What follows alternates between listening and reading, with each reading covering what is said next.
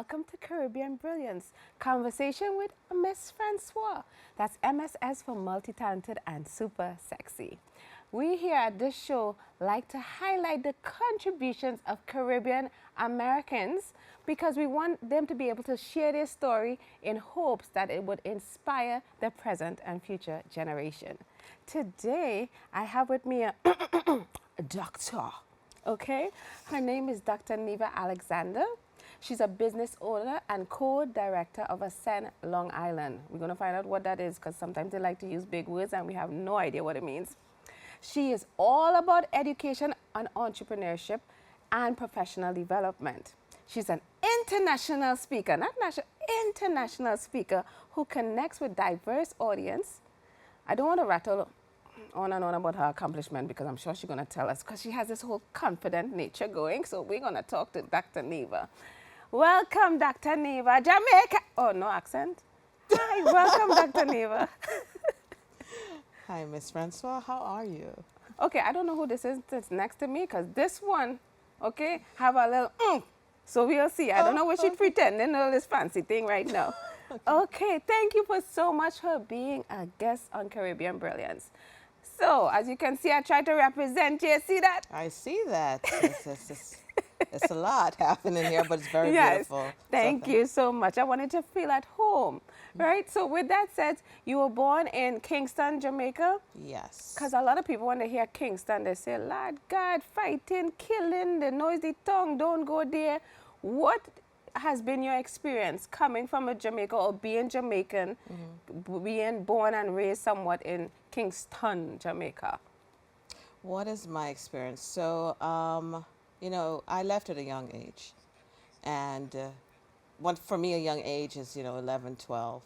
My memory is a bit, some things are very strong in my memory, some not so much. But I came from a very humble beginnings. And humble beginnings just means pretty much my family were poor. Right? Okay, so you didn't have, what kind of food you was eating? Well, food then for me, you may look at it now and it actually, the restaurants have it as, the greatest delicacies and stuff, but it wasn't so. But as a kid, I was just happy that I had food. Now, one thing I want to clarify, I was never, I wouldn't say my mom or anyone tried to starve me except for one place that I lived, right? Okay. But no matter what, they always try to have food. Try to provide. Right. So whatever that looks like. It's and I was raised in like 11 different homes. In Jamaica? In Jamaica. Yeah. That's different family members? That's not necessarily. Out of that, there were just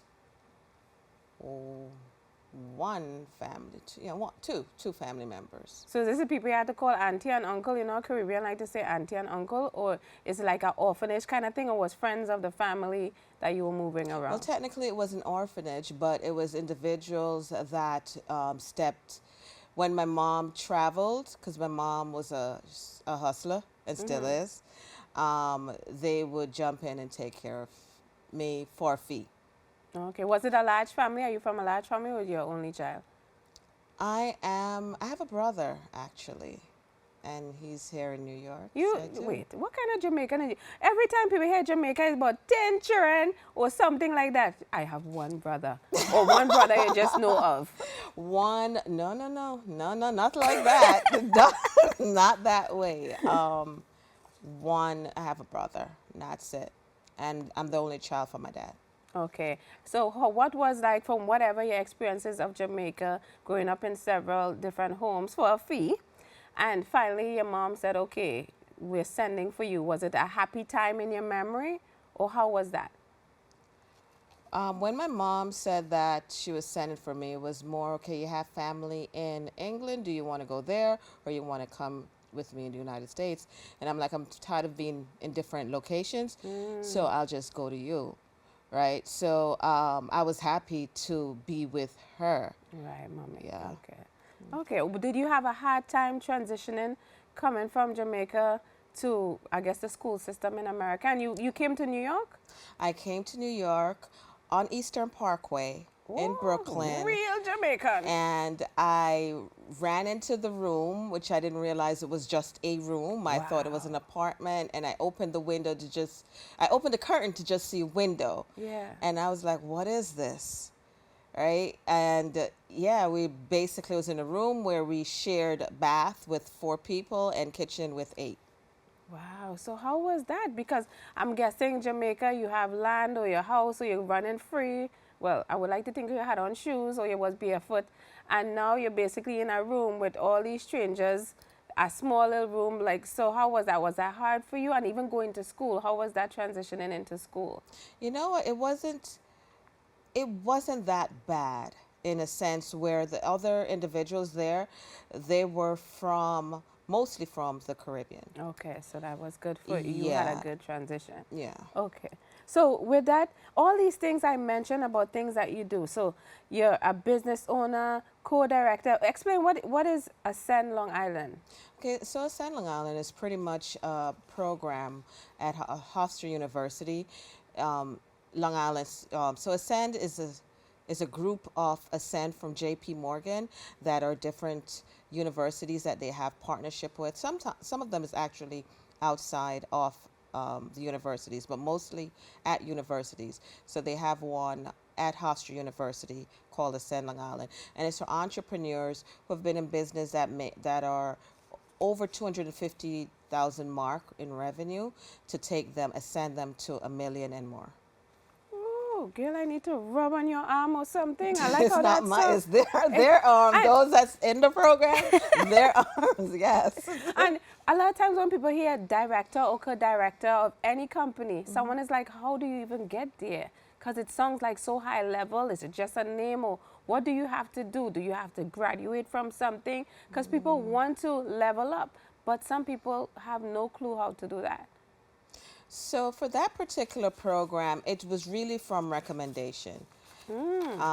As you know, that I do the International Women's Conference, and from my name being out there in the community, someone recommended me for the position when it was open. Now I do want to make a clarification with what you just mentioned, like the position of director. They call it director, but it's more like a consultant because I'm not an employee. I'm really just consultant with the program, and they just labeled it director. But it's really out of people knowing me, people knowing the work that I can do in the community. And yeah, that experience got me there. So you say people knowing you. So for you, and you know people know who Dr. Neva is, what is like a word or a sentence to describe you or how you see yourself? How I see myself, determined.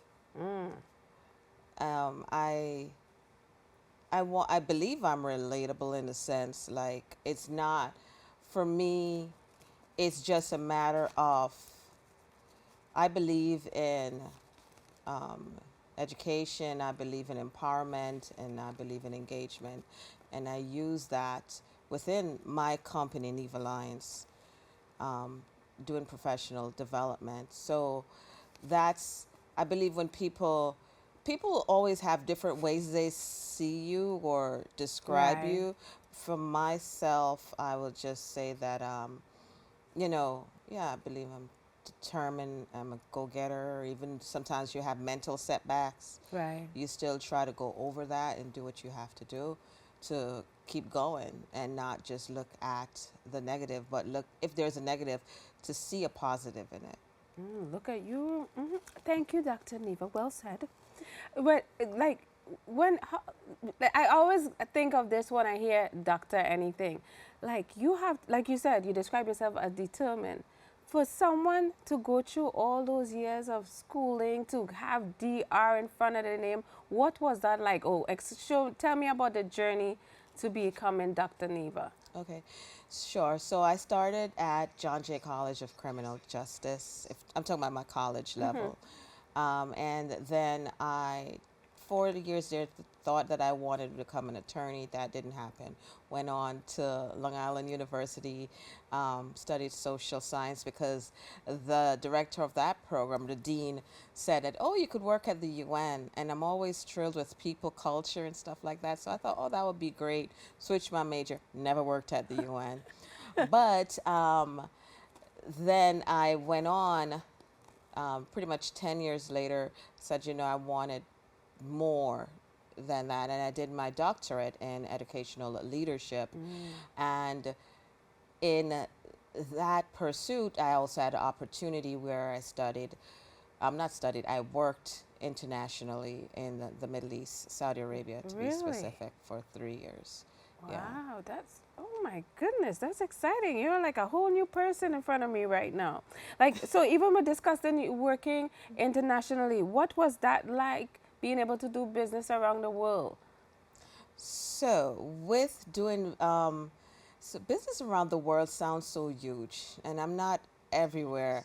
When I go out, I've had the opportunity to speak, whether it's doing a research paper that I have to present, whether it is a lesson that I have to deliver, a course, whether it's a speaking engagement, or whether it's traveling with someone to meet a key individual to set up their business.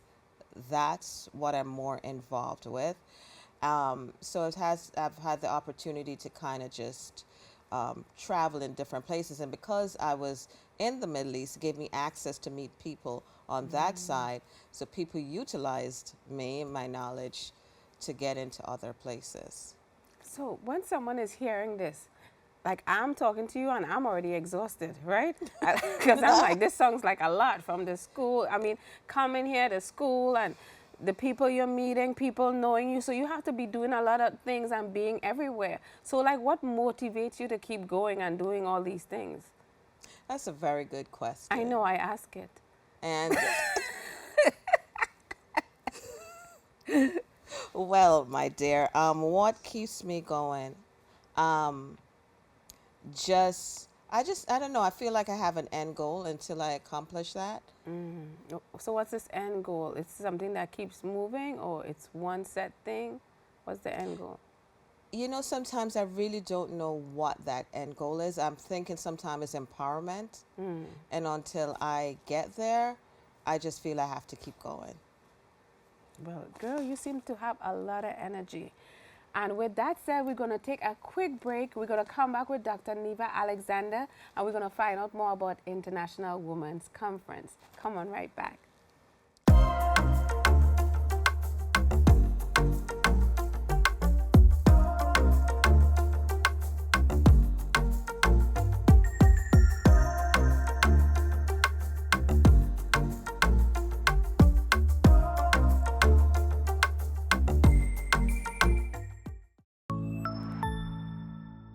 Imagine traveling the world and earning cash when you book flights, hotels, or excursions. Sounds like a dream, right? Well, Way Away Plus can make that dream come true. It's a membership plan with unbeatable cashback rewards for travelers. And guess what? As a travel blogger, YouTuber, or social media influencer, you can make a lot of money by promoting the plan to your audience.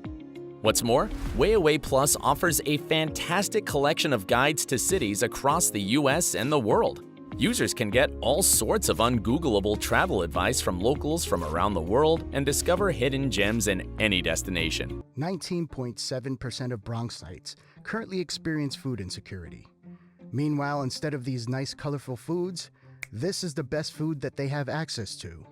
If this sounds like you, there are a bunch of resources to get healthy food for free or cheap. If you want to help, you might consider donating or volunteering in one of these places. Community fridges like this one are all over the city and allow New Yorkers to conveniently donate extra food to people who might need it. Go to this link and find your nearest one. Food banks and pop-up events like these provide millions of healthy meals to families in need. These organizations are distributing meals to Bronxites as we speak. Thank you for joining me back at Caribbean Brilliance with your multi-talented and sexy host, Mss Francois. Joining me today is Dr. Neva Alexander. And we talked about so much already, but what I really want to focus on right now is woman power, woman empowerment. We just looking amazing. And she started something called International Women's Conference, not regular women's conference, but International Women Conference. So Dr. Neva, thank you again for being here. You started this in 2017. Yeah. Why? You know, why? So coming back from, and of course a few years coming back from the Middle East and traveling, actually went to Jamaica for a year and a half and, you know, set up a business there under my nonprofit. I wrote a book directly when I was in Saudi called Female's Guide to Understanding Leadership. And I just felt like I wanted to do something more than the book. I wanted to do something that involves women. Now, we on this part of the world, sometimes we might feel like, oh, well, I mean, women don't need encouragement, women don't need knowledge, women don't need, you know, empowerment because we've reached so far ahead. But then when you travel into certain places and you see that they haven't gotten that far, and even they say, okay, we give you a little bit, they don't have a lot. Right? So I remember being in a classroom at the university, and when I asked them, you know, asked student, can you give me some names of leaders? It was never a woman. And I'm like, you know, and I usually go, listen, guys, you know, a leader can be your mom, and like your teacher, your nurse, your doctor. I mean, look within, who do you look up to? And what are they doing, you know? And so it really came from that, and that's why I kept the word, you know, international. And I really try to infuse that in the conference, right? So although, yes, we are in New York, New York in itself is a melting pot, right? So a lot of different people, right? So we have that, but we also include the international aspect. I try to bring in key individuals who are international to speak about their experience, right? So drop some names for the audience to let them know Dr. Neva knows some people. Well, I know people who know people. And that's people who know people that you know people now. And yeah, so in 2023 we had Mrs. Holness, the Prime Minister's wife of Jamaica. She's a leader in her own right. And then last year we had the ambassador of Jamaica, and it's not only Jamaica, by the way. We had from Barbados, we had one of the ministers there. Her portfolio at one point was business, but then she switched to the educational realm. So that's, and we had like leaders in you know, the hospitals, like Dr. Sandra Scott in Brooklyn, and you were on one of the panels, right? Yeah, thank you. Yeah. So we've had various different individuals, and for me to sit here and call everyone names is going to be a lot, but you know, trust when, you know, like one of the panels, the last conference, the media panel, we had the editor of editing manager in Newsday, and she's from Belize. You know, so, and the director of diversity and in aviation for the Port Authority, she is Jamaican. Right? So we have, and we had individuals there from Egypt. Right? Awesome. So, you know, I don't want to, I'm not just Caribbean, but international. Exactly. And since the beginning of speaking with you, we know you do a lot. We know you've been to places. And a lot of things now when people talk, they talk about self-care, self-love, so forth and so on. So you managing all these different things, wearing all these hats. How are you managing work-life balance? Oh, sound like you're not balanced at all. So, how do I manage work-life balance? Um, you know what? There's things that I like to do that, um, for me, taking time out. My travels, that's when I sometimes, although it's work, I do try to infuse a minute for myself. Oh, a Um, minute out of 24 hours. Okay. and um, it's so funny. And just taking, I take time out to, it might just be to watch movies, right? Or again, I do take time out, but it's not necessarily in a sense where it's vacation. Oh, it's a big spa. It sounds Yeah. like something simple to you Right. as watching a little TV program, just sitting down and being able to breathe and take some breath. It's some self-care for Dr. Neva, Yes. right? And something else I wanted to just touch on, because you mentioned your book. What's your name of your book again? One of them is Female's Guide to Understanding Leadership. I apologize. One of them, sorry. Okay, what's the other one, ma'am? I have one called Rising Leaders. That's from the younger population. I have one Steps to Entrepreneurship, and there's one that I'm working on right now. It is called Across Borders. There are 3 women that's in the book that were businesswomen from the Caribbean. That's a success story here in New York. Wow, that's awesome. So like that with entrepreneurship, the books that you're writing, since you've been doing this for a while, if someone had to start today as an entrepreneur or anything in your realm, what would be your advice you give them today compared to 10, 20 years ago? An entrepreneur now, and an advice that I would say is don't give up. Just if you can, because you have to also assess if something makes sense or not, right? Because if you're doing the same thing over and over and it's not working, well. But sometimes, and although I'm giving this advice, I'm also giving it to myself. Sometimes you're just almost there. You're right there. And Like, if who you moved just, my cheese? and if you just held on a little longer, Yeah. Because sometimes I myself wrestle with that. It's like, okay, should I stop right now, try something else? Do I keep going? When do I stop? And it's, people always say when you hit that wall, that's when you should definitely keep going, you know, and something's going to open. Easier said than done. But even with that, right, with all the things that you do, where do you see yourself in maybe, I sometimes hate the 5-year stuff. Where do you see yourself, let's stretch it out, in 10 years? We're talking long-term goals. Where do you see yourself evolving? What's the vision? Because you mentioned like empowerment, that's one of your end goals. But to me, you just being here could empower someone. Speak. Like you just walking, you have this confidence about you, could make someone feel even better about themselves because they're like, I need to just touch her and I'll feel better. So where do you see your business or your life in like the next 10 years or evolving? So the next 10 years, I feel I don't have like, if you asked me this question maybe 5 years ago, I would probably have this huge vision. And that's not the case anymore. For me, it's just where I'm at right now, just to continue going. One thing I would like for myself, I do like a luxury life. So No, maybe, I could not have thought that of you. so having more of that,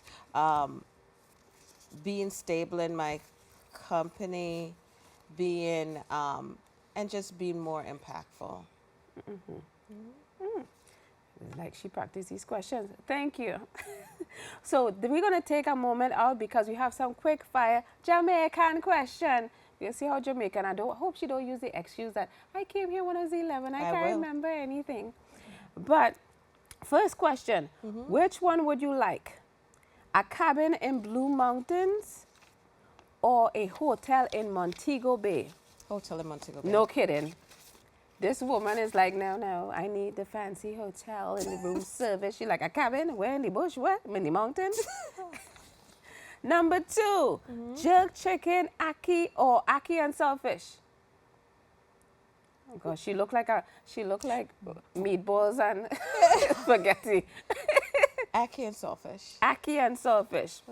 I didn't know about this. This must be very Jamaican. Who is your Boononus? What the hell? That is very, I don't even know that. Goodness. Girl, I don't even know. I don't know. You see, this person must be search for these Jamaican questions. But finish your sentence. The older the moon. Too. I came here when I was young. Girl, I know this. Like what? It says the older the moon, it says the answer is the brighter the shine. So now you're learning some Jamaican stuff. Go tell your mother, girl, you know that when you were small, I used to. She probably look at me up and down like, where are you coming with that? Okay, this one, it says, sick. Oh, girl, nah, this is too Jamaican. You know what? So I'll have you do this. Say a Jamaican term or a term that you may have heard another Jamaican say to you, or any slang. Don't give me the bumper clot. Oh, God, that's overrated. Them don't know what that is. They're like, oh, that must be some food or something. What is a Jamaican terminology or something? Let's see. Never see, come see. And what does that mean? So for them American and them. Never see, come see. It has to do with the behavior of, as if you don't know how to appreciate something because you've never seen it before, so you act kind of new. So never see, come see. Nice.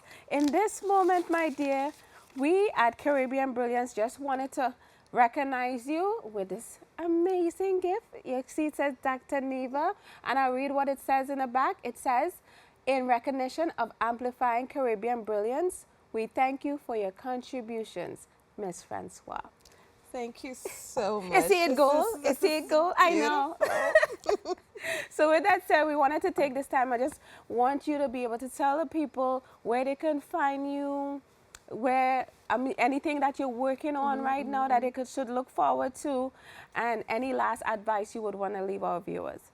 Okay, so where they could find me, the easiest way is Nevalliance. That's my website, and there pretty much you have all the information. Of course, I'm on LinkedIn. If you search my name, LinkedIn or IG or social media, you could search my name and you'll find me. Awesome.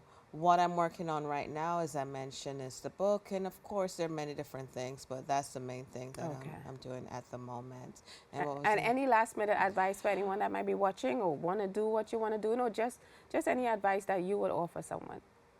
Okay. My advice would be just to keep loving yourself. Oh, that is so sweet. God, I'm going to love up myself this evening. With that said, I want to thank you so much, Dr. Neva Alexander, for blessing us with your presence and hyping up the Jamaican people, even though she didn't know some Jamaican questions. But with that said, I just want to encourage you all, come on back, because we have to keep liming. Thank you, guys.